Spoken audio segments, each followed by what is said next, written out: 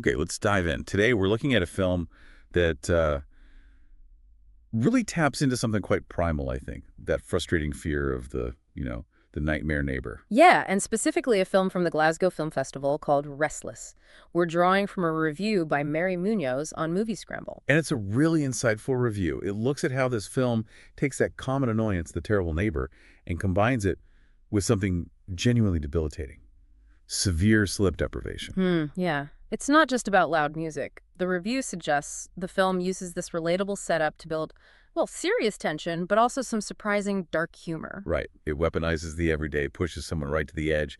So our mission here is to unpack this review. We want to understand the film's premise, the characters, the themes, and why Munoz found it so effective. Exactly. We're digging into how it portrays that descent into, well, madness, maybe, triggered by something as simple yet fundamental as noise. So yeah, get ready. We're heading into a world of thumping bass lines, fraying nerves, and the battle for sanity in your own home. What the review highlights immediately is just how crucial sleep is. It even, compares losing it to a form of torture. Which it can feel like, definitely. Absolutely. Munoz points out the real world affects brain fog, mood swings, even potential psychosis.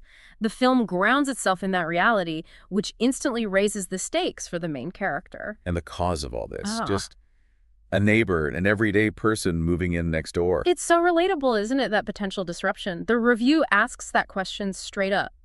Ever had one? Did you confront them? That confrontation, or maybe the initial lack of it, brings us to Nikki. She's the protagonist, played by Lindsay Marshall. Yeah, the review describes her life as pretty quiet, built on routine. She works in a care home. Her son's off to uni soon. She has her cat, Reggie. Right, and she's also dealing with grief. Her parents, who live next door, recently passed away.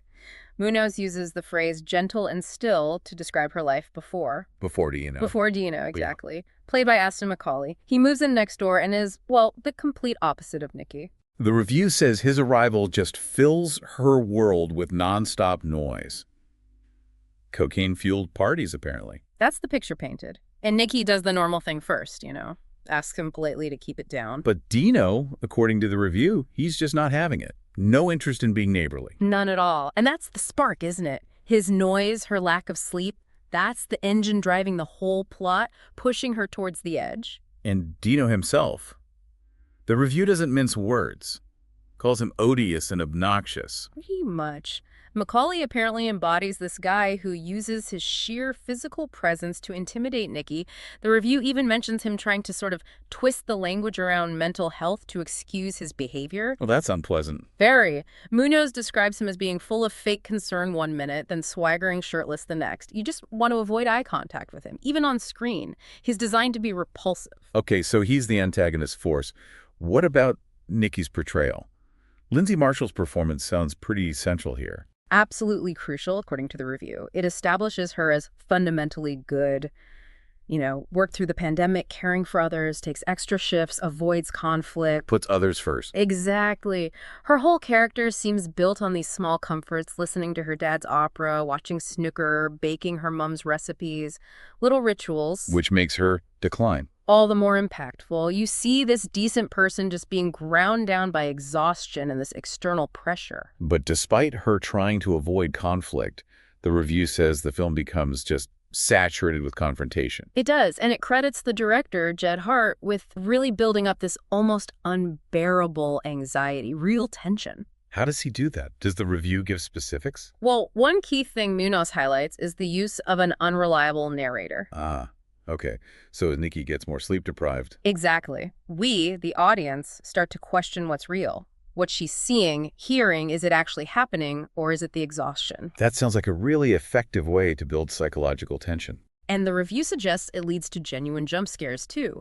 You're right there with Nikki, constantly off balance, wondering what's a real threat. Right, like you're experiencing her fractured reality alongside her. And Munoz really praises Marshall's performance here. Her bleary-eyed portrayal makes that psychological breakdown feel completely believable. Okay, so we have the tension, the psychological breakdown. What else is driving the plot? There's a really strong theme of helplessness, according to the review.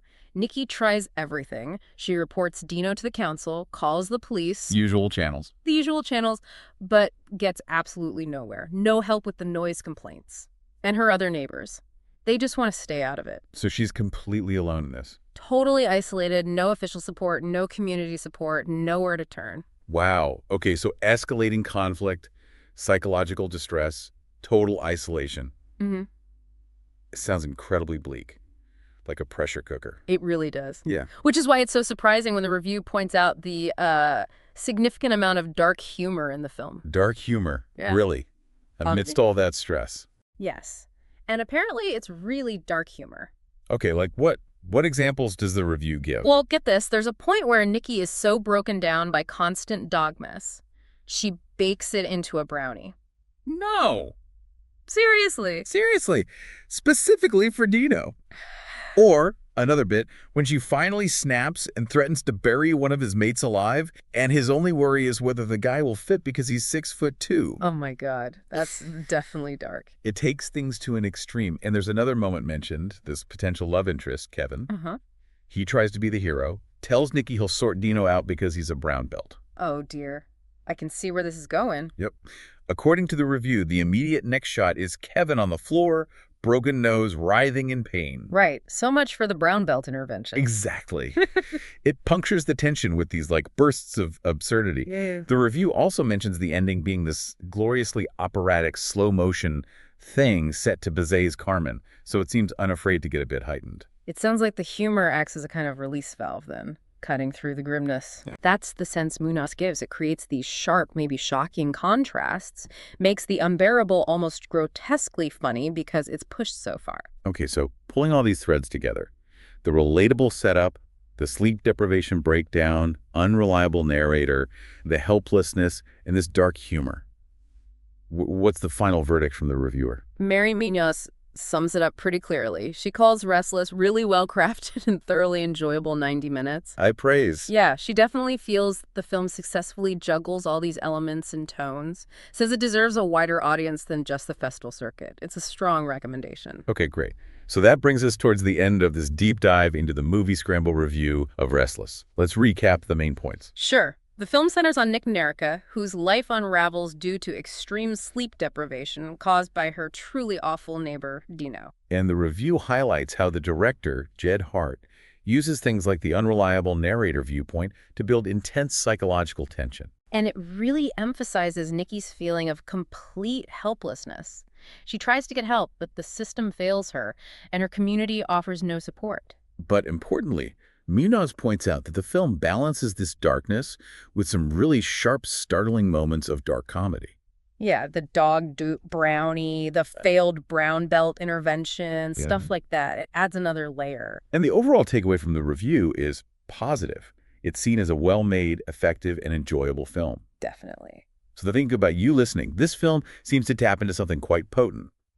How disrupting something so basic, like sleep, especially when you feel powerless against the source of that disruption. Yeah. How that can push someone to their absolute limit. It really does make you think about that line, between just coping and completely snapping. How Yeah. thin it can sometimes be. Absolutely. So here's a final thought for you to chew on based on what we've discussed from the review. How do these seemingly small, everyday conflicts, noisy neighbors, minor disputes, sometimes escalate so dramatically in real life? And maybe, why do we sometimes find ourselves laughing, even darkly, at situations born out of pure desperation or frustration?